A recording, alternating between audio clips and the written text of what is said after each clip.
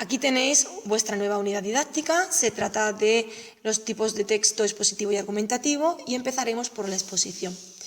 Se trata de la transmisión de información objetiva de manera clara, ordenada y precisa. Y nos podemos encontrar dos tipos de exposición. La divulgativa, en donde se tratan temas de actualidad, utilizando un estilo sencillo y comprensible de la lengua, y va dirigido a un público amplio y no especializado en ninguna materia en concreto. En cuanto a la exposición científica, pues como su propio nombre indica, la información pertenece a este campo o al campo técnico.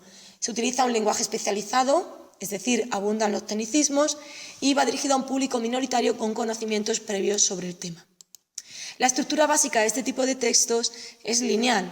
Partimos de una introducción donde presentamos el tema que se va a tratar, luego un desarrollo, aportación de datos y ejemplos para explicar el tema, parte más extensa, y por último una conclusión, donde se cierra el texto resumiendo los aspectos más relevantes. Luego, la exposición puede ser deductiva o inductiva, dependiendo de si partimos del tema para luego explicarlo mediante datos, ejemplos y demás, o la inductiva, en donde es todo lo contrario.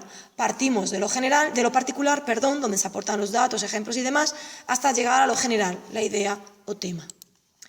En cuanto a las características lingüísticas, estas luego las podréis ver más detenidamente en los anexos que he preparado, pero sí para que recordéis cuáles son las características principales del texto expositivo. Por un lado, las oraciones enunciativas, con lo que garantizamos la objetividad. Conectores, que ya sabéis que son adverbios, conjunciones o locuciones, cuya función es relacionar los enunciados y las ideas de un texto. En cuanto a los tiempos verbales, predomina el presente de indicativo, ya que indica intemporalidad, lo que da también claridad al texto.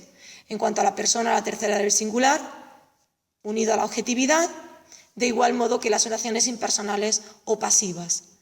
También el léxico debe de ser preciso, por lo tanto, es denotativo y en ocasiones se emplean tecnicismos para garantizar la precisión y evitar la confusión. En cuanto al texto expositivo, aquellos elementos o aquellas características que debe respetar son la adecuación, la coherencia y la cohesión. La adecuación en cuanto a la presentación, un texto escrito, pues sus márgenes, las palabras en negrita, subrayadas, cursiva, sintaxis y ortografía correcta. Si fuera oral, pues los rasgos propios de una presentación oral. En cuanto al registro, utiliza un nivel formal unido al estilo estándar o al estilo culto, y no hay vulgarismos ni coloquialismos. Y el propósito, pues normalmente es explicar las ideas principales de un tema con claridad y objetividad.